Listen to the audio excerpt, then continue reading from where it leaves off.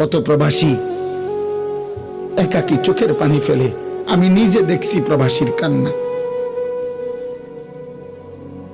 আমি এইবারও হজ্জের সময়, আমি তো প্রতি বছরই হজে উমরায় প্রবাসীদের রুমে রুমে যাই। কত প্রবাসীর কত কান্না। আমার বড় মোবাইল আছে আমার কাছেও, আমার কাছে সারা দেশ থেকে বিভিন্ন জায়গার থেকে বিভিন্ন জন বিভিন্ন খবর পাঠায়, যে গুলো আমার গাড়িতে আছে। কত প্রবাসীর কত কান্না, ডুকরে ডুকরে কাঁদে। এইবার এক প্রবাসী আমার আল্লাহর ঘরের কাছে দৌড়ে এমন চিল্লানি দিছে কাবা ঘরের সামনে, কয় হুজুর আমি আজ 17 বছর বিদেশ করি, 17 বছরে হুজুর খোদার কসম আল্লাহর ঘরের সামনে দাঁড়ায় কইতেছি পরিবারের কেউরে কোনোদিন খুশি করতে পারি নাই।